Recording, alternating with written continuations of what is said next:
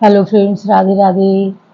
Part 34 Shri Ramcharitmanas पाठ में आज का बहुत सुंदर वर्णन है कि जनवासे से बारात जनक जी के घर की तरफ प्रस्थान कर रही है।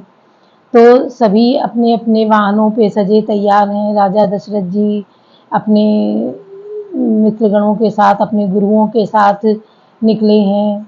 राम जी के भाई अपने घोड़ों पे तरह तरह की चाल दिखाते हुए चल रहे हैं। शंकर जी, विष्णु भगवान, ब्रह्मा जी, कार्तिकेय जी सभी अपने अपने को धन्य सराह रहे हैं कि हमारे 8 नेत्र हैं, तो वो कहते हैं हमारे 12 नेत्र हैं। शंकर जी अपने सभी नेत्रों को खोलने की कोशिश में कि हमारे आज इन सब नेत्रों से इस सुख का अनुभव प्राप्त करेंगे, क्योंकि इतनी सुंदर मंगल बेला है कि जिसका हर कोई आनंद लेना चाहता है। और बारात ऐसी सजी है, सब नाच गा रहे हैं। राम सीता का विवाह होना है, तो ऐसी शुभ घड़ी में शंकर जी, विष्णु भगवान और ब्रह्मा जी आशीर्वाद दे रहे हैं। सभी देवता फूल बरसा रहे हैं। उनको अपने अपने नगर, अपने अपने स्थान छोटे लग रहे हैं, क्योंकि इतनी सुंदर जनकपुरी सजी है कि बहुत ही सुंदर है। मन सुख आज कठिन जग माही, जो नहीं हो ही साथ तात तुम पाई। पाठ 34 धेनु दूरी बेला विमल, सकल सुमंगल मूल। विप्रन कहो विदेश, जानि सगुन अनुकूल। पवन सुख आज कठिन जग माही, जो नहीं हो ही तात तुम पाही। निर्मल और सभी सुंदर मंगलों की मूल गोधूलि की पवित्र बेला आ गई और अनुकूल शकुन होने लगे। यह जानकर ब्राह्मणों ने जनक जी से कहा, उपरोहित कहो नरना, अब विलंब कर कारण कहा। सतानंद तब सचिव बुलाए, मंगल सकल साजी सब ले आए।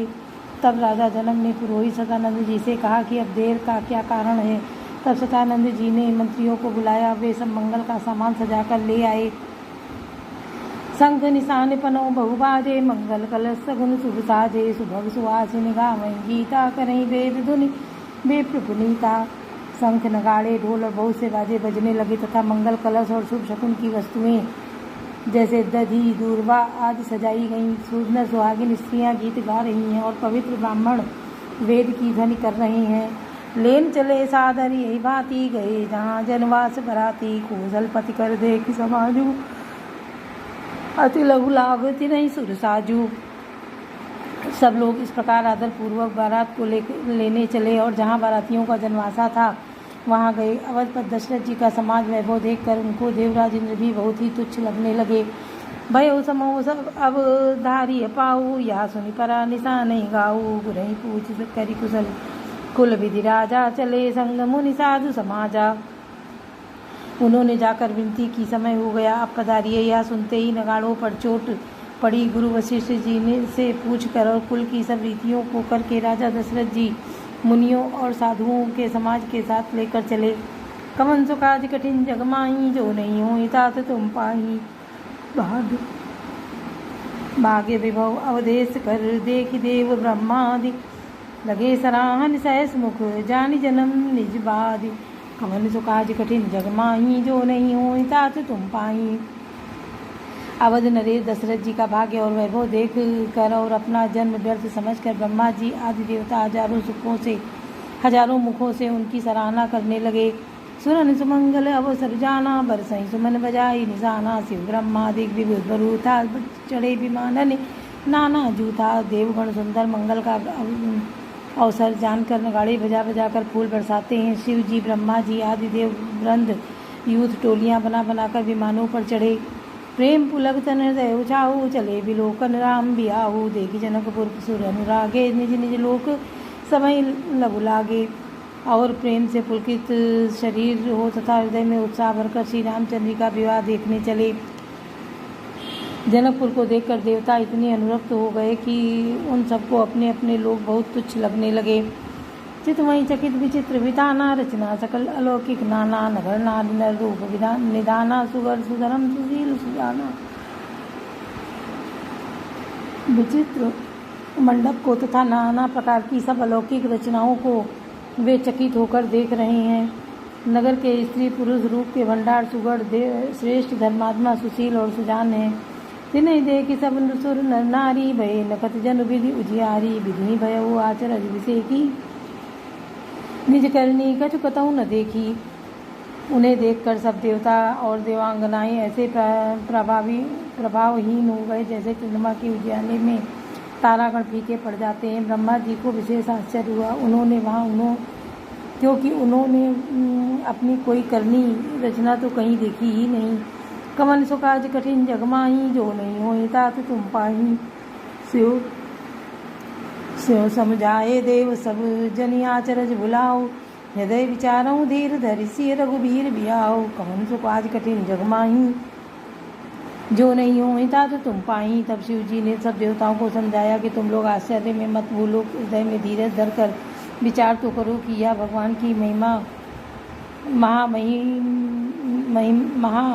महिमामयी निज शक्ति श्री सीता जी और अखिल ब्रह्मांडों के परम ईश्वर साक्षात भगवान श्री रामचंद्र जी का विवाह है। जिनकर नाम लेत जगमाही, सकल अमंगल मूल नसाही। करतल होए पदारथ चारी, तेईसिय राम कयो कामारी। जिनका नाम लेते ही जगत में सारे अमंगलों की जड़ कट जाती है और चारों पदार्थ अर्थ धर्म काम मोक्ष मुट्ठी में आ जाते हैं। ये वही जगत के माता पिता श्री सीताराम जी हैं। काम के शत्रु शिव जी ने ऐसा कहा, यही विधि सब मुसुरन समझावा, मुनि आगे बर दसय चलावा। देवन देखे दशरथ जाता, महामोद मन पुलकित गाता। इस प्रकार शिव जी ने देवताओं को समझाया और फिर अपने श्रेष्ठ बैल नंदीश्वर को आगे बढ़ाया। देवताओं ने देखा कि दशरथ जी मन में बड़े ही प्रसन्न और शरीर पुलकित हुए चले जा रहे हैं। साधु समाज संग मई देवा, जन तन धरे करें सुख सेवा। सोवत साथ सुभग सुचारी, जनु अपरग सकल संधारी। उनके साथ परम हर्ष युक्त साधुओं और ब्राह्मणों की मंडली ऐसी शोभा दे रही है मानो समस्त सुख शरीर धारण करके उनकी सेवा कर रही हों। चारों सुंदर पुत्र साथ में ऐसे सुशोभित हैं मानो संपूर्ण मोक्ष सालों के सामीप्य सारूप्य सायुज्य शरीर धारण किए हुए हों। मरकत कनक बरन बरजोरी, देख सुनन भय प्रीति न तोरी।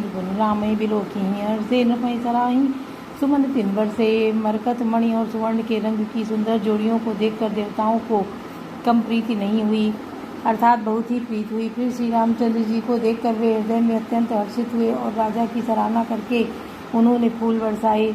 कवन सो काज कठिन जग माही, जो नहीं होए तात तुम पाही। राम रूप नख सिख सुभगे, बारही बार निहार। पुलक गाद लोचन सजल, उमा समेत पुरार। कवन सो काज कठिन जग माही, जो नहीं होए तात तुम पाही। नख से शिखा तक श्री रामचंद्र जी के सुंदर रूप को बार बार देखते हुए पार्वती जी सहित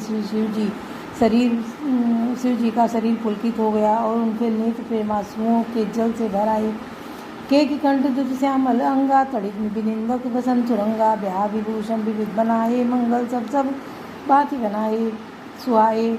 राम जी का मोर के कंठ की सी कांति वाला हरिताभ श्याम शरीर है। बिजली का अत्यंत निरादर करने वाले प्रकाशमय सुंदर पीत रंग के वस्त्र हैं। सब मंगल स्वरूप और सब प्रकार से सुंदर भांति भांति के विवाह के आभूषण शरीर पर सजाए हुए हैं। शरद विमल बीज बदन सुहावन, नयन नवल राजीव लजामन। सकल अलौकिक सुंदरता आई, कहीं न जाई मन ही मन भाई।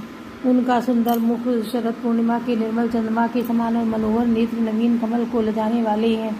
सारी सुंदरता अलौकिक है, माया की बनी नहीं है, दिव्य सच्चिदानंदमयी है, वह कहीं नहीं जा सकती। मन ही मन बहुत प्रिय लगती है। बंधु मनोहर सोहि संगा, जात न चावत चपल तुरंगा। राजकुंवर बरबाज दिखामई, वंश प्रशंसक वृक्ष सुनामई। साथ में मनोहर भाई शोभित हैं जो चंचल गुणों को नचाते हुए चले जा रहे हैं। राजकुमार श्रेष्ठ गुणों को उनकी चाल को दिखला रहे हैं और वंश की प्रशंसा करने वाले मागध भाट बिरदावली सुना रही हैं। जय तुरंग पर राम विराजे, गति बिलोकी खलनायक उलाजे। कहीं न जाई सब भांति सुहावा, बाजिबे सुजन काम बनावा। जिस घोड़े पर श्री राम जी विराजमान है उसकी तेज चाल देखकर गरुड़ भी लजा जाते हैं। उनका वर्णन नहीं हो सकता, वह सब प्रकार से सुंदर है मानो कामदेव ने घोड़े का ही वेश धारण कर लिया हो। कवन सो काज कठिन जग माही, जो नहीं हो तात तुम पाही। जन बाजिबे सुबनाई, मन सिज राम हित अति सोहई। आपने भय बल रूप गुण गति सकल भुवन विमोहई। जगमगत दीन पराहु, ज्योति सुमोति मनि मानिक लगे। किंकिन ललाम लगाम, ललित बिलोकी सुर नर मुनि ठगे। कवन सो काज कठिन जग माही, जो नहीं होए तात तुम पाही।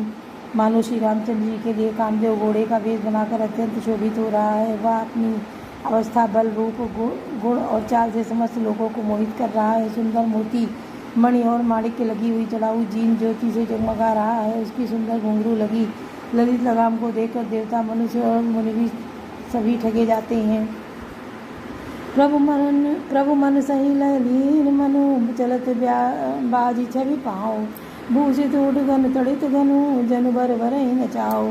कवन सो काज कठिन जग माही, जो नहीं होई तात तुम पाई।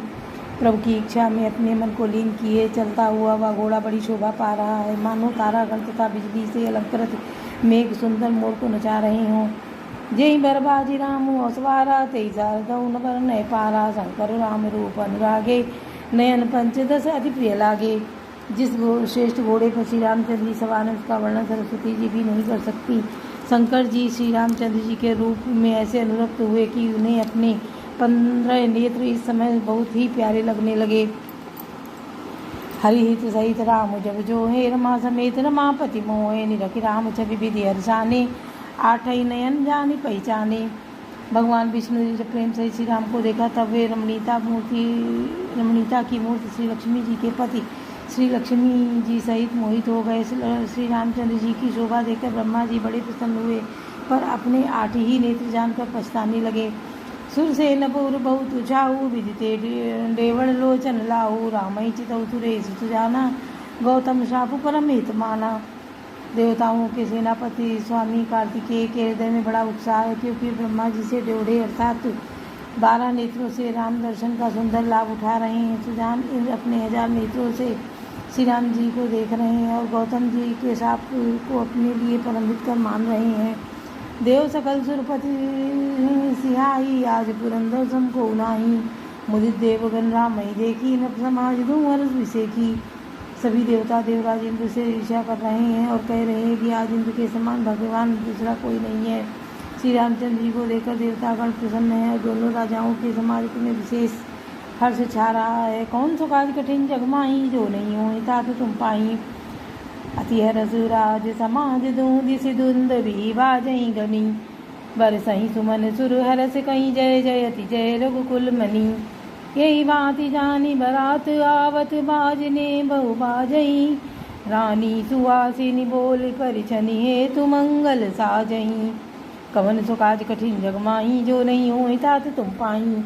दोनों ओर से राज समाज में अत्यंत हर्ष है और बड़े जोर से नगाड़े बज रहे हैं। देवता प्रसन्न होकर और रघुकुल मणि श्री राम जी की जय हो जय हो जय हो कहकर फूल बरसा रहे हैं। इस प्रकार बारात को आती हुई जानकर बहुत प्रकार के बाजे बजने लगे और रानी सुहागिन स्त्रियों को बुलाकर परछन के लिए मंगल द्रव्य सजाने लगी। बोलो सियावर रामचंद्र की जय।